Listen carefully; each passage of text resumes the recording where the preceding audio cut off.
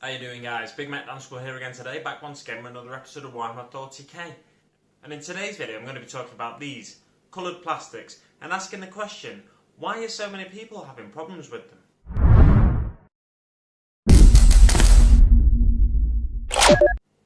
That's right, today's video is all about coloured plastics, and I'll be exploring a few theories of mine why people are having problems with them. Now, if you don't know, Games Workshop traditionally have made plastics that are just grey. They're undyed grey plastic. But more recently, for some of the boxed game releases and board game releases that they've done, they've included coloured plastics to make it easier for you to play straight out of the box. So you just need to assemble your miniatures. A lot of them are push fit now as well. You just assemble your miniatures and then you can get on with playing the game straight away. And also in the Warhammer 40,000 Conquest series, which I'll be focusing on a little bit in this video. So the whole idea is there's fewer steps before you can get to play with your miniatures. With the Warhammer 40,000 Conquest series, with issue 8, there's a plastic librarian that people have had particular issues with. There's people saying it's a more brittle plastic. It's harder to work with than the traditional grey plastic Games Workshop have used. But having spoken to a representative of Games Workshop, the only difference with this plastic is that it's got a dye in it as well. So it's essentially the same plastic. One thing that could mean is that there's something chemical happening there. I've got a few theories, 3 in total. The first of which is that there's a chemical reaction happening with the dye, which leads to a slightly lower quality product. Now, this theory, I've got no scientific background. I don't know this for sure, but surely when you alter the chemical makeup of a product, it's going to change it, no matter how subtle the alteration to that is. So let's say, for argument's sake, they use the plastic and then they put the tiniest amount of dye in it. Now that would make a slightly different, material at the end, I think. Now, I don't know what it is that they're using to dye it. I don't know what dyes are made up of, so it's hard for me to speculate beyond just guessing like I am doing. So the dyes, they could be something that doesn't alter the chemical makeup of the plastic at all, but if they do alter the chemical makeup of the plastic and it makes it slightly more brittle or just changes it in some way, it could change the cure time of the plastic. So when it's in the mould, they're giving it the normal cure time, but actually it needs a little bit longer because it's been slightly altered. So my next theory is that people don't like change. And when people see something has changed, they're looking for the bad things, the bad parts of the change. They're looking for, what's the catch here? Why is it different?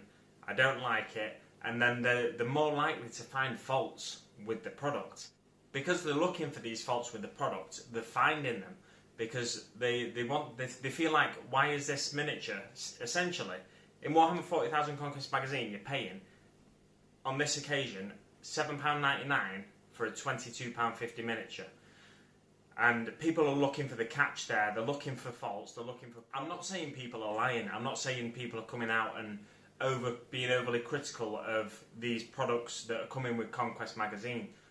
I think there are some genuine issues with the products coming in Conquest magazine from time to time, and unfortunately, because there's people out there doing videos on YouTube and sharing their progress of Conquest on Facebook groups and stuff like that, these products are under, if you like, a microscope, which makes the problem seem a lot bigger than it actually is, potentially. With Games Workshop having to pump out so many of each miniature that comes with Conquest magazine, week after week, with them having to pump them out quickly, it's inevitably going to lead to potential quality control issues, or certain things slipping through the net which wouldn't normally, or people rushing when they're producing the miniatures, and things can seep through the cracks. Now, I watched a video from Peninsula Painting Projects where he was talking about issue 8 of Warhammer 40,000 Conquest magazine and the Primaris Librarian miniature that comes with it. So on one of his sprues, he had what looked like either crush or pull damage or something, where the frame of the sprue was either crushed or sort of pulled, like drawn slightly. Now, he said that was probably an issue in transit, but looking at it from my eyes, I think if that was crushed during transit or if it was pulled during transit, it's likely to have damaged the magazine as well. So I don't think it's likely to have happened in transit. I think it's probably happened in the packing process. Now, the packing process, I don't know how Games Workshop remove these items from the sprue, from the mould rather, remove these sprues from the mould. But here's a theory for you. Let's say, for argument's sake, to remove this product from the mould, it's sat in a mould there, it's surrounded by silicone. Let's say they use pliers and they pull it like that, and it sticks in the mould. Now, if it sticks in the mould and the plastic isn't quite set right, then there's a chance it could pull and draw the corner of the sprue, which they go for with the pliers. Why might that happen? Now, if there's a combination of all three of my theories here, if you combine all three of those theories, then there's a chance that if this hasn't been left to set for long enough, they go to pull it, because they're in a rush to get as many out as possible to make sure that everybody gets their issue of Warhammer 40,000 Conquest magazine on time. Then they pull it and it causes damage here, but there's no damage to any of the components of the miniature, so they just pack it anyway and it's fine. You know, the people don't use the sprue, or some people do use the sprue, they grind it up for rubble and stuff like that, but you're not going to worry about a bit of damage if you're just using a bit of sprue for rubble or for a bit of framework or something like that. So, my theory is, overall, it's a combination of all three of my theories. So people don't like change, like I said. So people are looking for problems with the miniatures. People are thinking there's a catch because it's £7.99 for what would normally be a £22.50 miniature.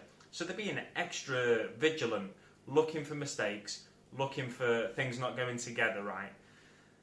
And also, probably Games Workshop have had to speed up production in order to meet demand of a massive number of Primaris librarians on this occasion. A number way above what they've sold previously, because essentially you're getting it for around a third of the price. Just over a third of the price of what you would pay ordinarily for a Primaris librarian. So, in order to meet demand, perhaps the quality control standards have dropped slightly. And, potentially, if there is a change in the chemical makeup of the product as well, because they've added the dye to it, the cure times may have changed, and that's what's potentially leading to other mistakes, like the pulling them out of the mould too soon, and maybe the curing process isn't taking place in the mould, which could also lead to them becoming more brittle, slightly more brittle. Now these, to me, for me, these seem fine. These seem absolutely exactly like the grey plastic that I'm used to from Games Workshop. So for me, there's been no issue. I'm not saying there's no issue for anybody else, because if you look at Black Country Wargamer, if you look at his videos, he had a few issues when building it. He said certain things were quite brittle. I think he was talking about the tubes that go across the chest plate, and he was talking also about the parchment or the purity seals that are on the librarian, talking about them being particularly brittle. So it could be that with his, there was some issue in the curing process, or they were taken out of the mould too soon. So my overall theory is that Games Workshop are using the same plastic, essentially, but they're just adding a dye to it. Now, because they're adding a dye to it, it's changing the chemical makeup slightly, ever so slightly, of the product, but they're not treating it as if it's a slightly different product. They're treating it as if it's the same product. They're pulling it out of the mould when the standard grey plastic will come out of the mould, when maybe they should give it a bit longer. But I'm no expert in casting, I'm no expert in moulds, I'm no expert in producing miniatures. Games Workshop are. So you'd like to think they've done the homework. What's more likely is that maybe because they've had to ramp up production in order to meet demand, that the quality control has just dipped a little bit. I'd like to think though, if there are any major issues with quality control, Hatchet Partworks will address that, although you may have seen me mention on previous videos they're quite notorious, I'd say, for having bad customer service. Now, when I've asked them questions, they have answered them eventually, but it's like they've not read the questions right. So the customer service of Hatchet Partworks is questionable, let's say, at the least. Let's say it's questionable. But Games Workshop wouldn't want their reputation ruined. So I'd suggest, if you do have any problems with the miniatures that come with the products, that come with Warhammer 40,000 Conquest magazine, if you think there's something wrong with the plastic, if you think it's poor quality plastic, or if you're getting damaged miniatures or something like that, if you can't get hold of someone at Hatchet, maybe contact Games Workshop directly. They may say to you, oh, it's Hatchet you have to deal with, it's Hatchet Partworks you have to deal with, and therefore we can't do anything for you at the moment. But they may also get onto Hatchet for you on your behalf. So it's probably worth contacting. If you're having no luck with Hatchet Partworks, contact Games Workshop directly and then see what they say. There's no harm in that at all. So to summarise, my theory is that there's probably a multitude of reasons people are having problems with this plastic. Like I've said, it could be issues with production, with having to ramp up production so quality control issues. It could be that people don't like change, so they're looking for mistakes. And it could be a slight adjustment in the chemical formula of the plastics. Put them all together, chuck them in a cauldron, and then see what comes out. And there's bound to be a few problems here and there. So let me know what you think in the comments below. Do you think these are plausible theories, or do you think I'm talking absolute rubbish? Let me know, and I'll see you on the battlefield.